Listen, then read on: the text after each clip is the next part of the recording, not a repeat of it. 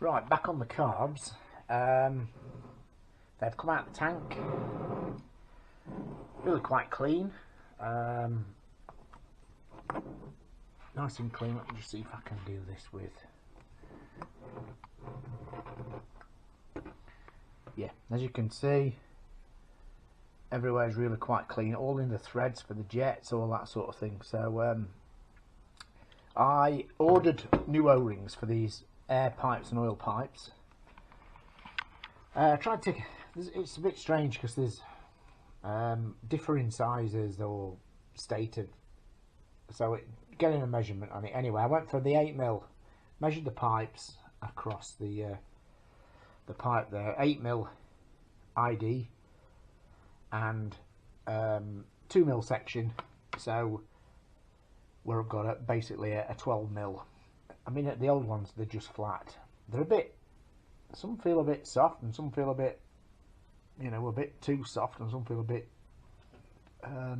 stiff. So they're flat on the edges. So we're going with, here they are, company called, I'm no way associated with them, but Simply Bearings. They stock this sort of stuff straight out and you get it the next day. Fantastic company, use them for all my bearings. You find them online. Anyway, as you can see, nitrile O-rings, and there we go. So we have a pack enough to do the job on the fuel lines. So, and we've got some red rubber grease. So what I'm going to do, it'll be difficult to film it while I'm doing it, but I'm just going to change over these O-rings, the old O-rings, on every one, on all of them. Another one there, look at the state of that one. Certainly that there at that end. And change the O-rings over, get them installed back in the place, and we want to get the plenum chamber back on that kind of holds the job all together. So we'll pick it up in a minute when that's back together, and then we can start to look at jet positions and that sort of thing. Okay. Wow, what a job. Okay, to get all them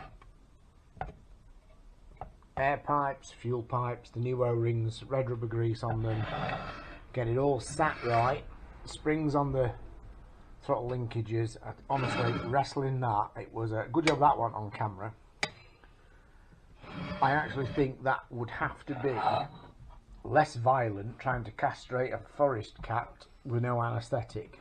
So what a job getting your fingers in there. And but anyway, so right, so onwards. She's all mounted up now, and obviously I've had to back a couple of the adjusters off to just to get it all to go back together. Next stage, we have our set of jets that have been in the tank. I do have two or three different sets of jets for these carbs. So right, I'm going to choose the best, and then we'll go through the identification of the emulsion tubes. So hang fire a second and we'll do that. Okay, as far as the emulsion tubes and main jets go, I cannot find any more identification on the emulsion tubes, but I'm going to try and show you. So this is the 110. Now I'm going to try and see that, rotate it round that you see the 110. So the jet we're talking about now is the 110, which is the front cylinder, the pair of front cylinders. Okay, now the emulsion tube on this one has the holes along its body, as you can see, and then it has a hole at the bottom. Now that's for the 110 jet. Now if I can hold that one, hang on a second.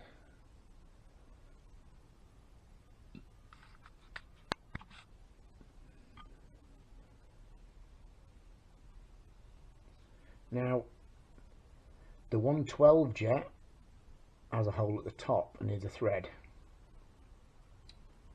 So the emulsion tube for the 112 rear cylinders is on the right. That has the single hole at the top, On the left is the 110 jet for the front cylinders, and that has the hole at the bottom.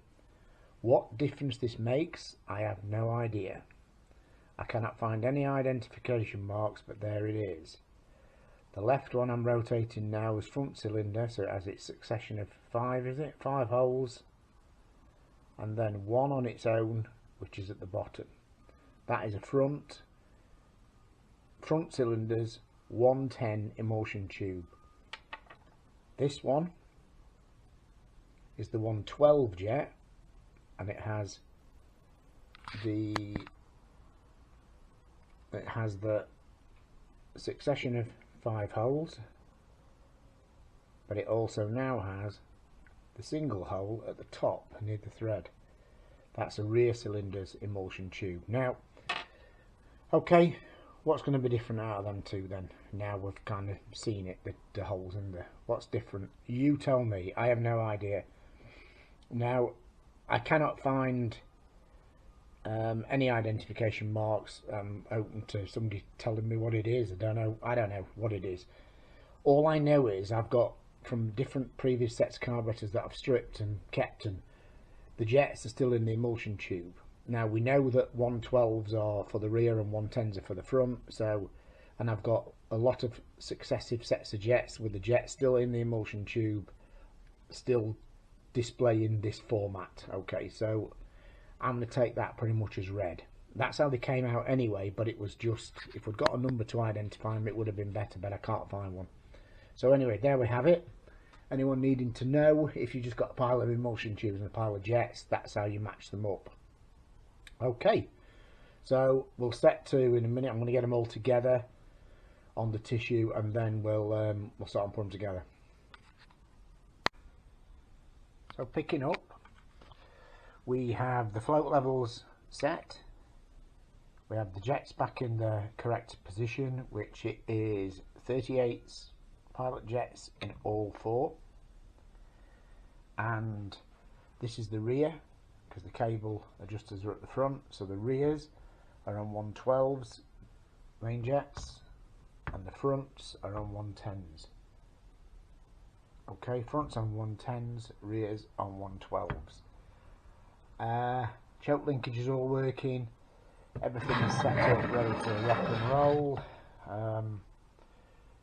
So yeah, I've just put the idle screw adjustment back in so that when it's actually closing, it hits against the stop on there rather than the brass butterflies hitting the actual Venturis. So all it remains to do in this side here is get the float bowl covers back on. Also put my little R-clip split pin back in here. Then we can turn over and start and put the other side back together. Yeah, get ready. Okay, so we'll get them all ready and we'll pick it up in a bit. And there you have it. What you're looking at is unicorn poo. Bank of carbs, set of carbs for one of these bikes now, getting quite rare.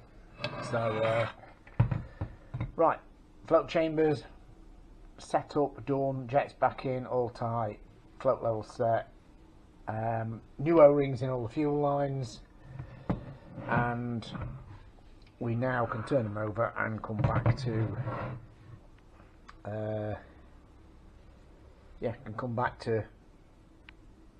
working the top. So getting the slides back in and moving on from there. So one step at a time. Okay, I'll get these in, and I think what I'm going to do is, I don't like these little screws. I'm just thinking out loud there, that hence the pause. These little old M4, looks like a 10, 12 mil or whatever. I'm going to change them. So I'm not going to put that back on yet. I'm going to order some screws in for the tops. See if I can clean them tops up a little bit. And job's a good one.